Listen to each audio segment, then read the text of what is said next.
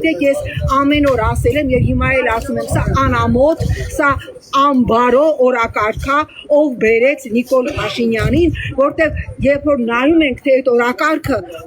օրակարգի մասին ովքեր են ամենաշատը գոռում, մարդիկ, ում ես անձամբ տեսել եմ 18 թվականին ապրիլյան օրերին հրապարակում Նիկոլ բերելիս եւ Նիկոլ պաշտպանելիս։ Այդ նույն մարդիկ դե տարածում են նաեւ ձեր լուսանկարը Նիկոլ Փաշինյանի հետ Մայրիոթի դիմաց։ Գիտեք, եթե ոմանց թվում է, ես չեմ հիշում, որ 18 թվականին ես քվեարկել եմ Նիկոլ Փաշինյանի օգտին եւ ինձ պետք է այդ նկարը ուղարկել, որ ես դա հիշեմ, բայց ես միակ պատգամավորն եմ այն 45 պատգամավորներից, ովքեր մայիսի 8-ին քվեարկել են Նիկոլին, որ ասում եմ եւ ամեն օր ապաշխարում եմ եւ ամեն օր իմ աշխատանքով ամեն ինչ անում եմ, որ ազգադապ պետականակորձան այս ռեժիմը հեռանա։ Ես զարմանում եմ, թե ինչու չի խոսում Կարեն Կարապետյանը։ Ասելիք չունի Կարեն Կարապետյանը։ Ի վերջո, ես կրկնում եմ, այն մարդիկ, ովքեր ռուսական, հայկական, չգիտեմ, BBC-ներին եւ CNN-ներին հարցազրույց էին տալիս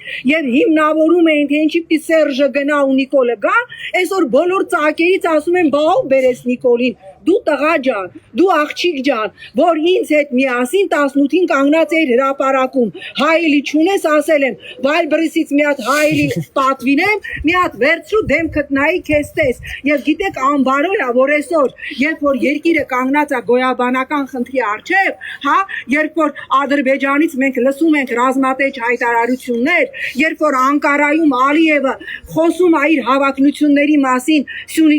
Սյունիքի վերաբերյալ, այսօր մարդիկ, ովքեր բերել են Նիկոլին, ասում են, բայց սյոտիկի ով բերեց Նիկոլին, սյոտիկի բերեցիր դու։